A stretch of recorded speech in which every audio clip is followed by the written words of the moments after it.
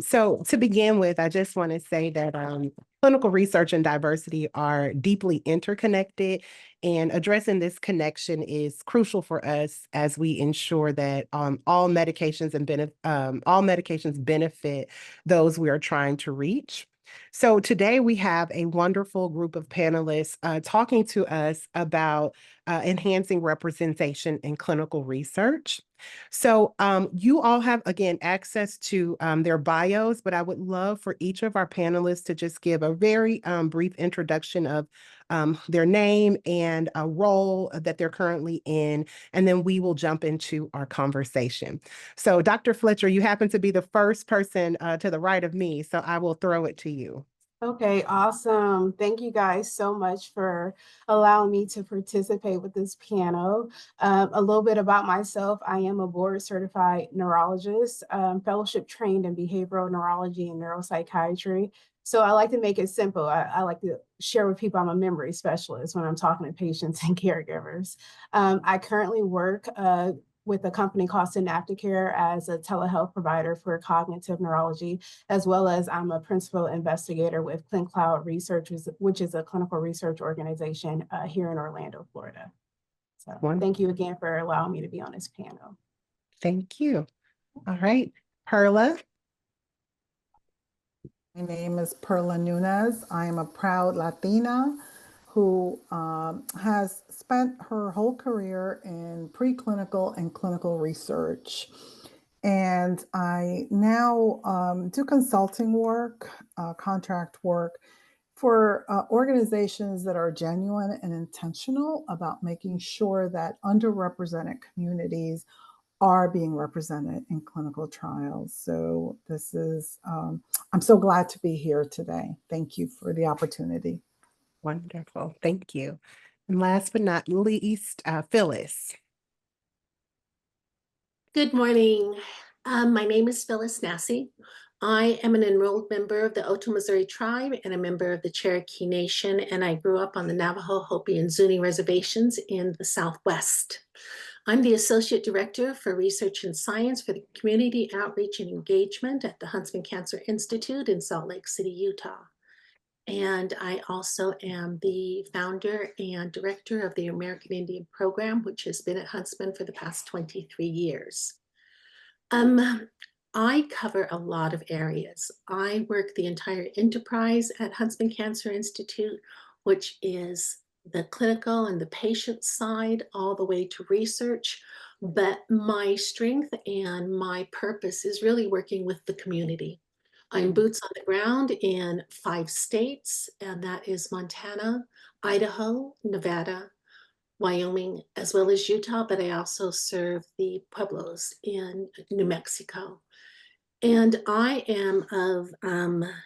have come to the great belief that we can increase diversity. And I'm not just talking about racial diversity, because there are people who live out in the frontier and rural areas where I specialize, who are not of an ethnic background. Farmers and ranchers and Hutterites and the polygamists all have the same issues when it comes to clinical research, clinical care. Geography is probably the greatest the greatest diversity that is not talked about and included. So I'm so happy to be here because, as you can see, I don't stop talking. No, very good. You are like, wheels are turning, because you kind of touched on a lot of things, and I think you would actually you actually talked about serving everyone. So I do want to talk about access today, but most importantly, for our panelists, I want to start with a question regarding what does diversity in clinical research actually mean to you, and why is it crucial for improving health outcomes? So, shall I continue, Mia? Yes, please. What is diversity to me? Diversity is anyone who is underserved, underinsured, low economic status, mothers and men who act as mothers, who are single parents, who don't have the capacity to um, hire babysitters or even, have the tokens to get on a subway. Mhm. So it covers everyone.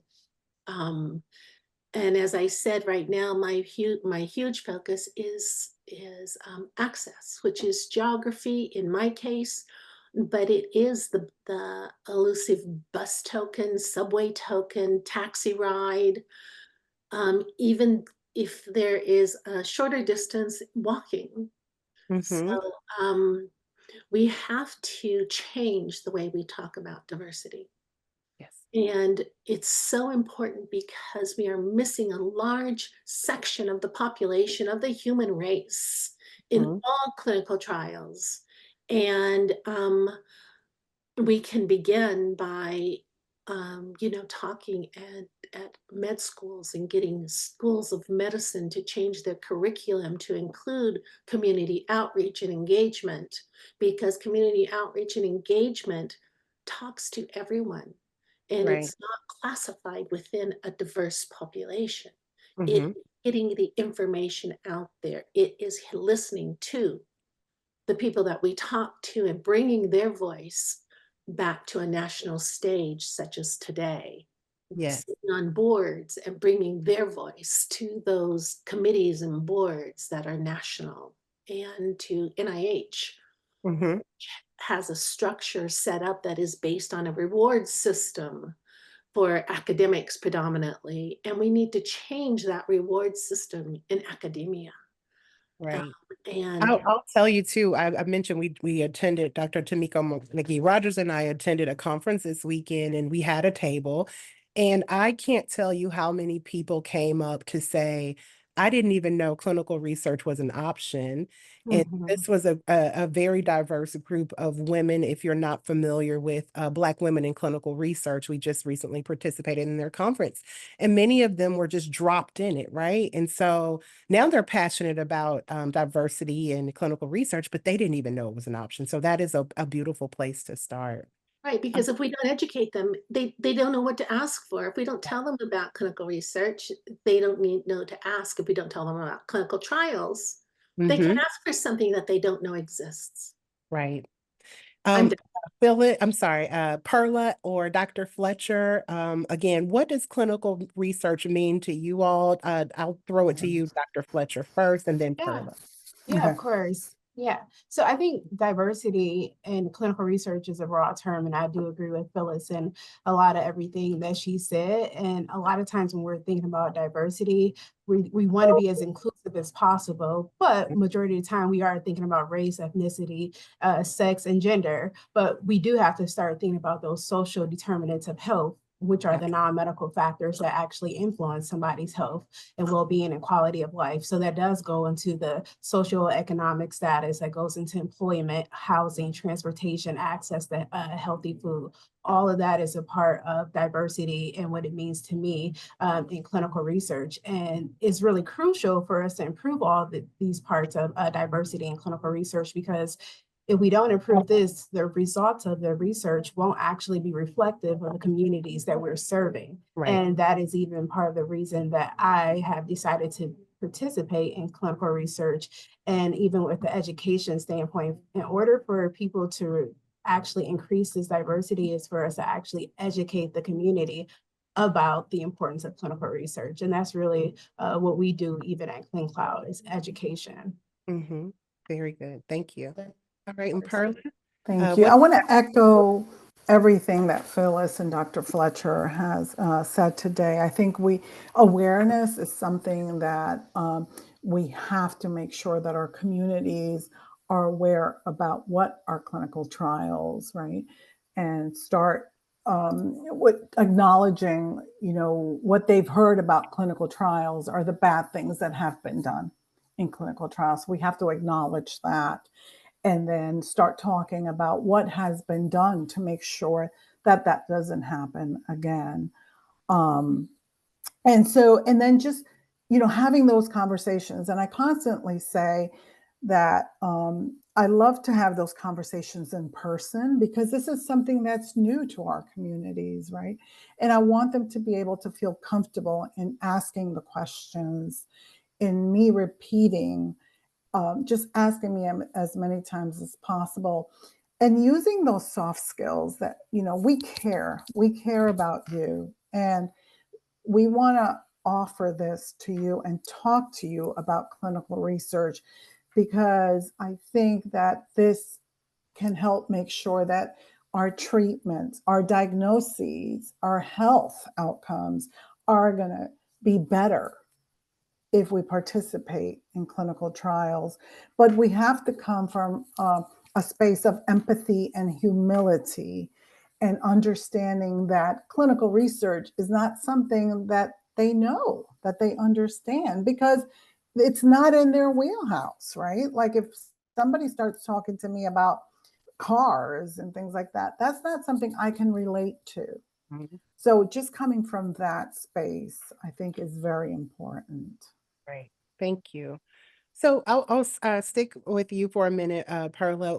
Are there any, or do you have a personal experience that you want to share where it really shaped your work, or it was such a meaningful experience? It kind of guided where you were going in your future. Anything to share there? Yeah. So, I worked at Duke University at CTSI, and we were doing community engaged research.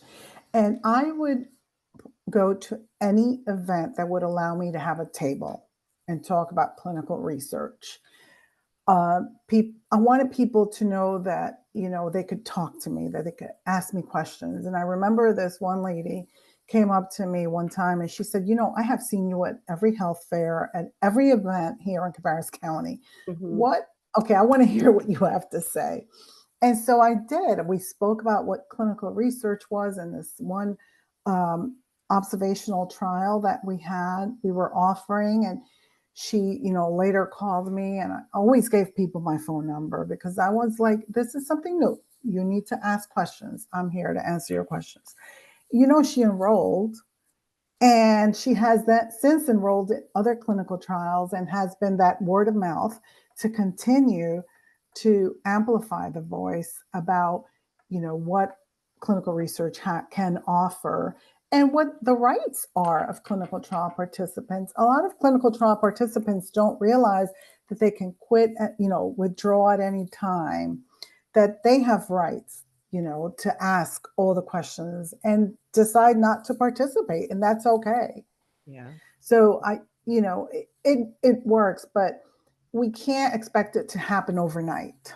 Hmm. Hmm. It takes time. And you made And a so, point about you had that repeated touch. So she saw you. yes, And most yes, and we can talk about this a little bit later, but people are connected to a person, right? So yes, for that entry point to her, and you were able to introduce clinical research to her because you were a familiar face. And I think right. it's so important, especially when we're talking about on a site level, seeing the folks that are at the table, also being at the site as well. So, Dr. Fletcher, I'm sure you can speak to that, but also I'd love for you to share if you can also elaborate on experience that has impacted your work as well. Yeah, definitely. So the truth is, the reason why I went into clinical research is because I really wanted to be in the community.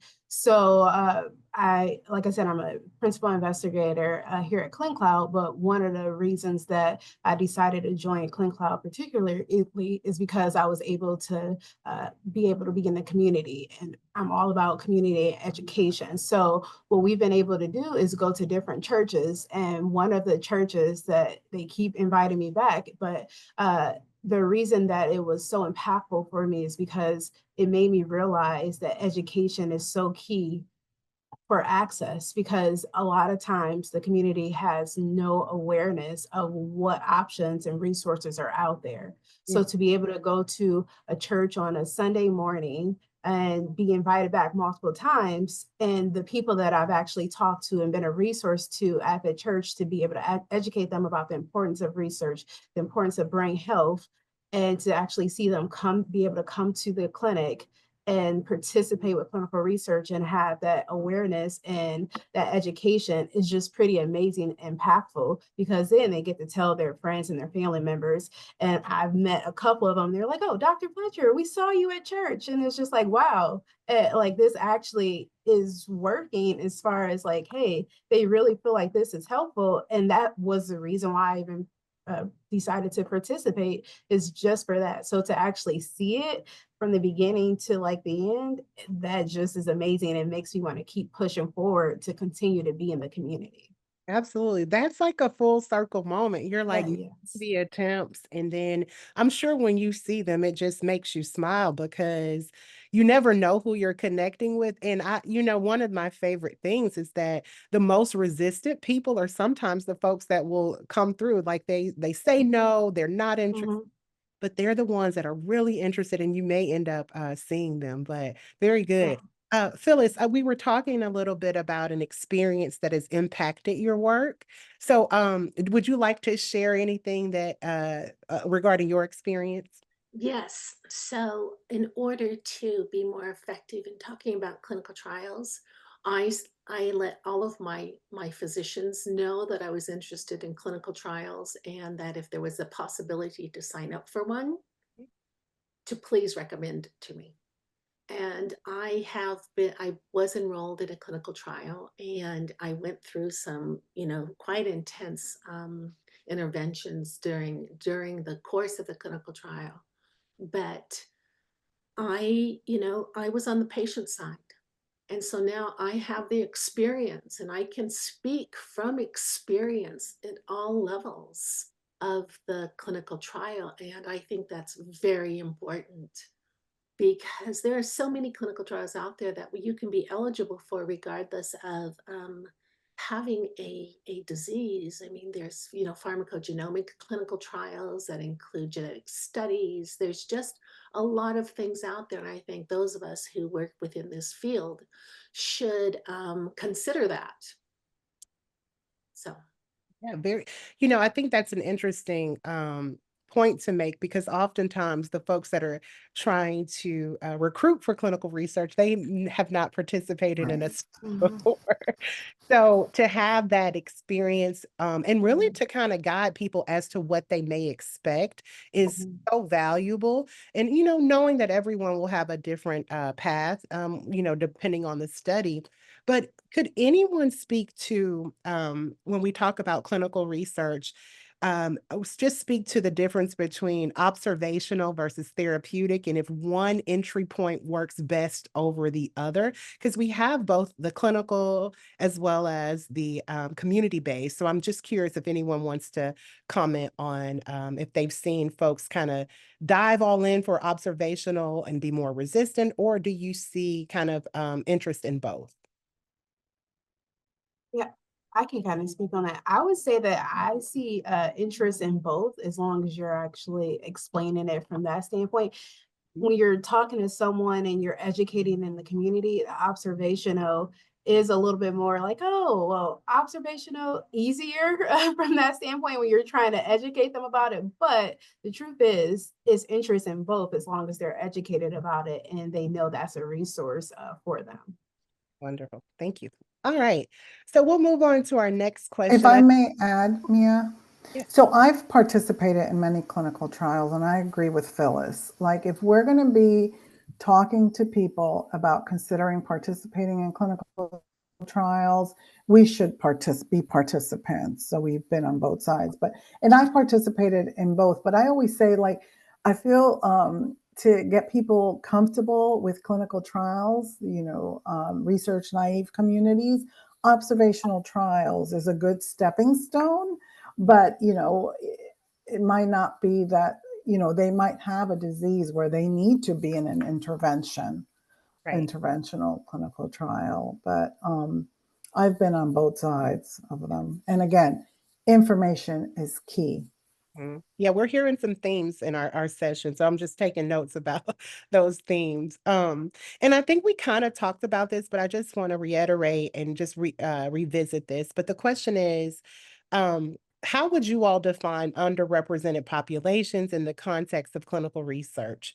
specifically what groups are overlooked. So Phyllis, I think you touched on it, but I would love to hear from just an opinion from each of the panelists about specific groups that are overlooked. We'll start with you, Dr. Fletcher. I think you're jumping at the bit, so. I know, look.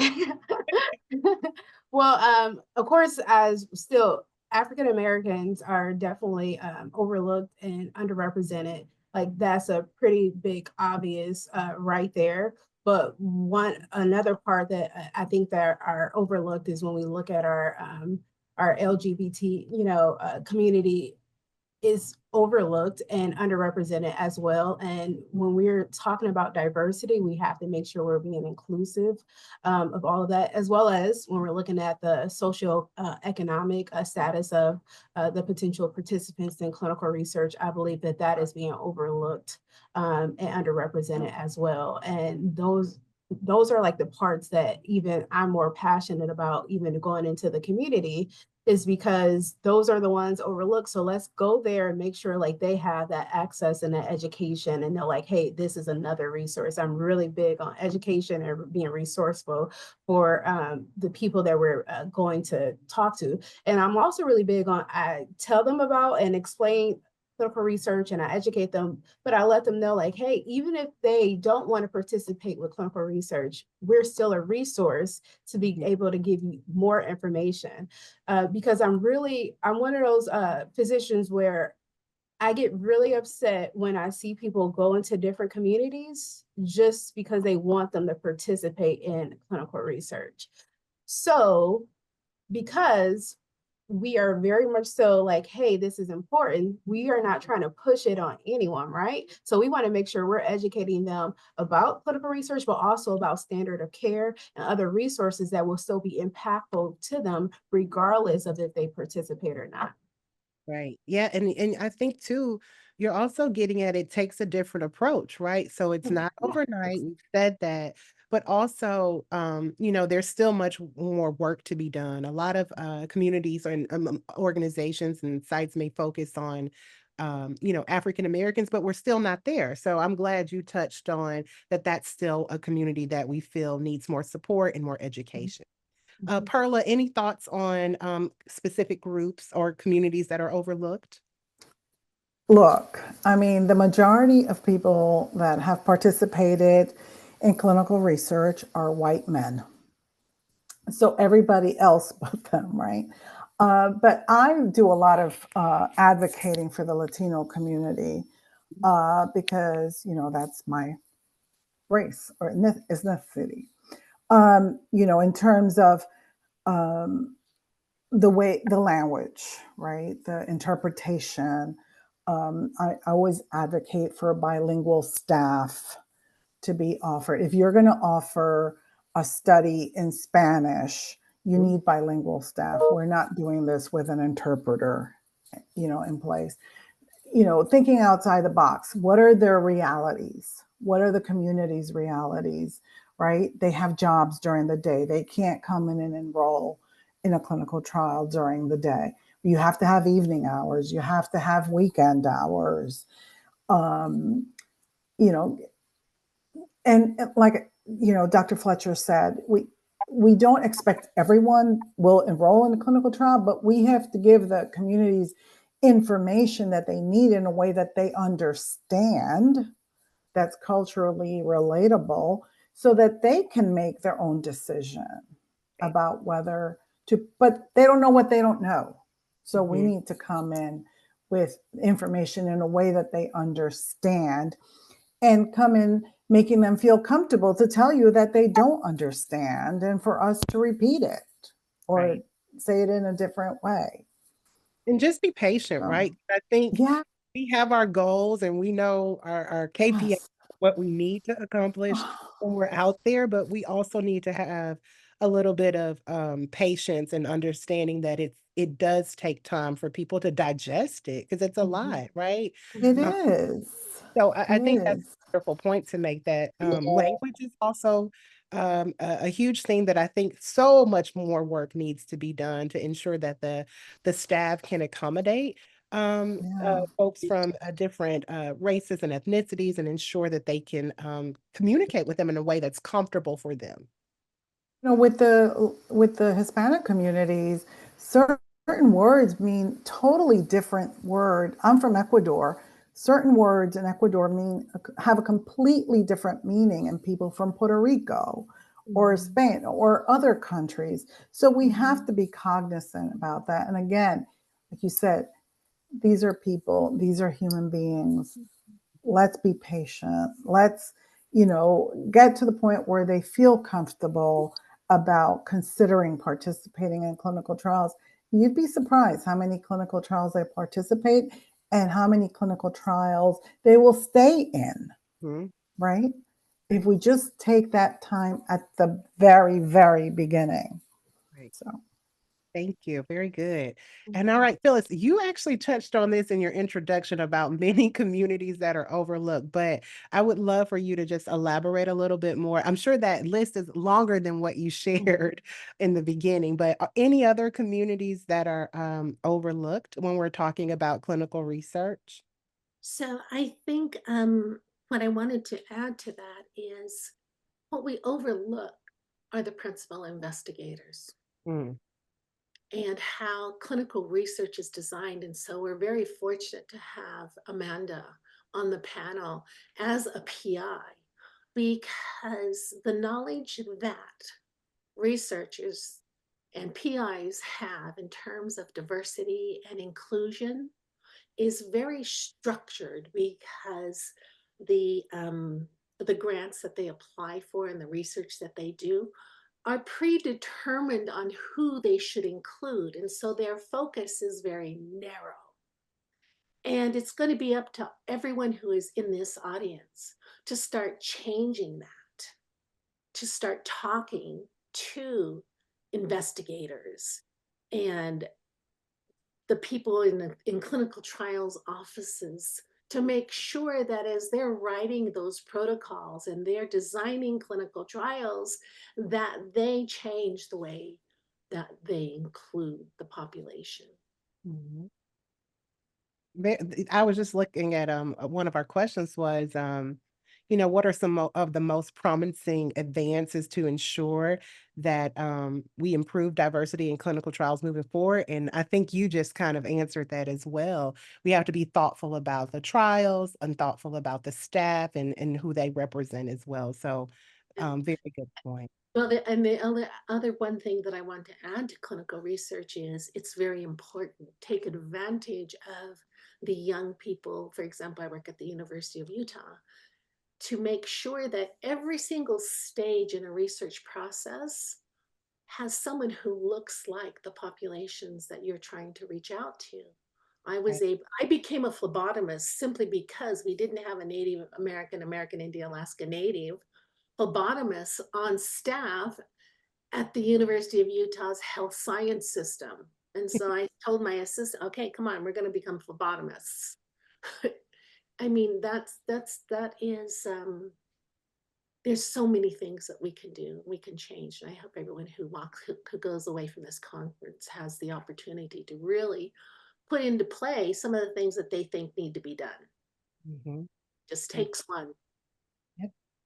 So I know we are at 1:45 and we have about 15 minutes for questions, but I do want to end with one question to the panel.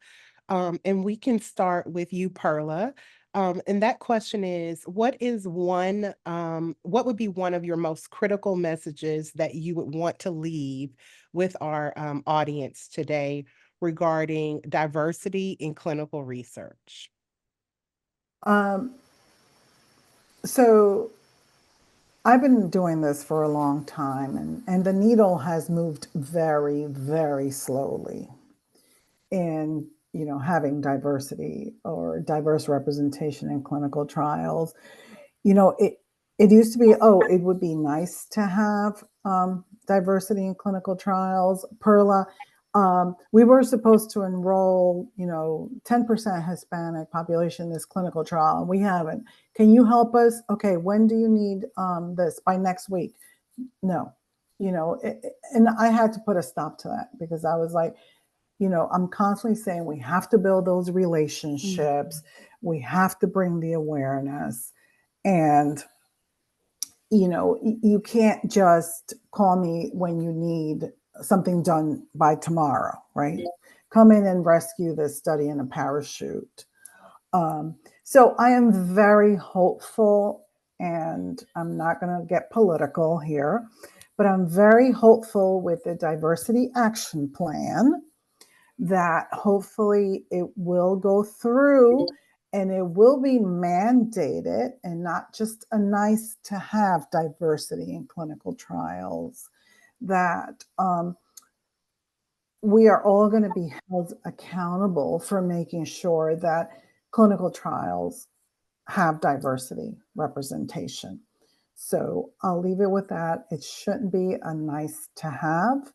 It should be the human right thing to do. All right, Phyllis, what is a critical message you want to leave with our audience today? Genetics, genomics. We are all made up of so many different races. There's no such thing as a pure race. That add in, that add. Oh, now I'm going to blow the name, but the admixtures that show up in everyone. Everyone. We need to move away from that, and we need to look at diversity in a different way. And it begins at home.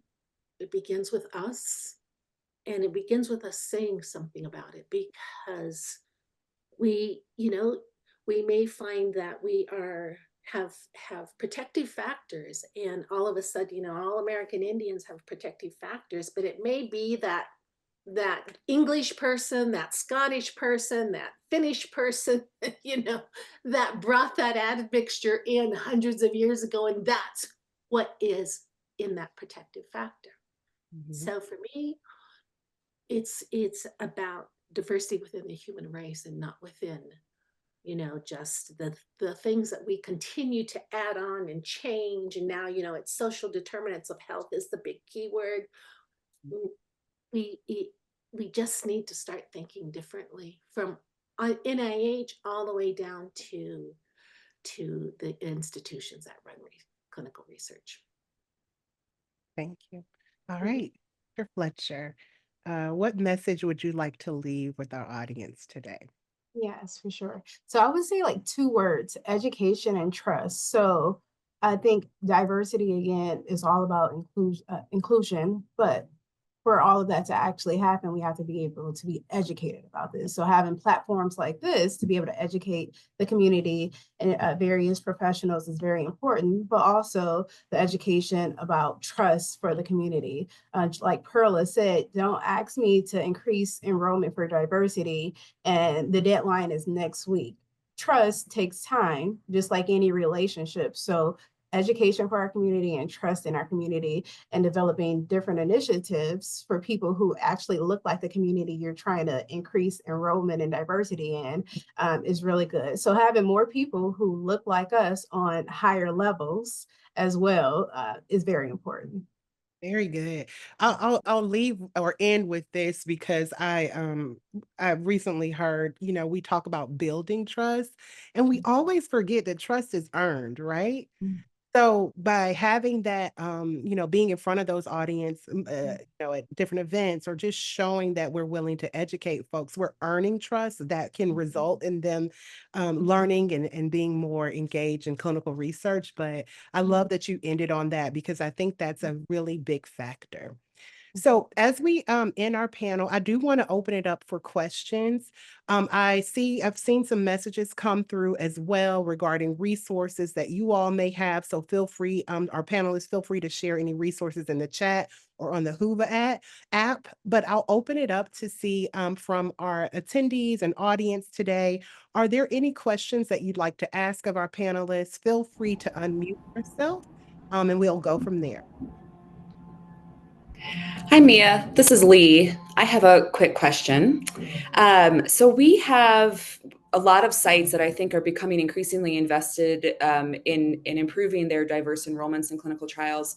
One of the barriers that we consistently see, we being GAP, is that sites have a really difficult time finding team members who can speak Spanish or can speak different languages, and not just in one role, but they need them in multiple roles. And so one of the barriers for being able to recruit or do community outreach and education in the Spanish language is that we don't want to get people excited or interested and then not have an opportunity to follow up with them or not have a trial that we can do because we don't have a team that speaks Spanish at the site. So I was wondering if the team or the panelists had any suggestions on ways to overcome this. Maybe, opportunities, or I see Phyllis's hand is already raised, but how, we're open to any ideas because it's an issue that many of our sites are trying to figure out how to overcome. Well, yeah, I'll just, before Phyllis, one things you're saying is like, hey, the staff and them being bilingual. So I know it seems like a simple answer, but that even goes to what I was saying as far as having staff members and people who actually look like the community that we're trying to recruit and participate in the clinical trials. So I would say hire those people that you need to be bilingual, and that will help with diversity and help with also people being comfortable in the setting and understanding. So I would just talk about recruiting more people who actually speak the language. Phyllis, you can go, Phyllis, and then I'll go. Thank you, Perla. So what I have seen and what with one of the committees that I belong to is use Google Translate, because it will it will listen to them and it will translate into English so you know what they're asking, and then get your answer and put it back into Spanish and respond to them. It's amazing and I hope this is part of what AI brings to clinical research, is this possibility. But right now, that's what I use when I go into the clinic, and it's someone that I don't, they need to speak another language in order to understand really what is happening. And an iPad. I mean, I just travel with an iPad and we go for it and it works. I agree. That is something you should use. I always say don't do Google Translate or any of those because you're taking the personal touch. But if you don't have anybody who can speak the language, right, you have to come across a certain way trying to understand. And so I advocate for hiring bilingual staff. And then people will ask me, well, Perla, where do I find a bilingual staff? And I'm like, oh gosh, here we go. Yes, that is an issue. There are, when I worked for a nonprofit called Greater Gift, and we started scholarships for diverse students pursuing degrees in clinical research at higher education institutions here in North Carolina. And I've spoken with different high school students about clinical research as a career. The clinical research is not defined as a career anywhere, right? So we have to do that with workforce development. I also have worked with Latinos in clinical research to try to see how we can get more Latinos interested in this as a career. But when I worked at Duke, I hired someone who had no research experience, but she knew the community and she had that compassion, that empathy, those soft skills. And, you can teach someone research, you can't teach someone to have those skills. So, and she's an amazing clinical research professional. She learned it, but I know, I wish that there were a lot more professionals, bilingual professionals going into the clinical research field. But that's something that we need to continue to strive for. Yeah, no, thank you. And that's an interesting point about just the workforce development opportunities. I think that's something that maybe we can look into or focus on, and just working with college students and certificates and tracks at universities and things like that. So yeah, I'll follow up with you because there are a lot of, you know, higher institutions who do offer clinical research degrees. And it's great to work with them. great. As well. So I'll follow up with you for sure. That'd be Thank you great. so much for that question. Yeah, absolutely. Thank you. Any additional questions? We have about 3 minutes left, so we can definitely take a few more.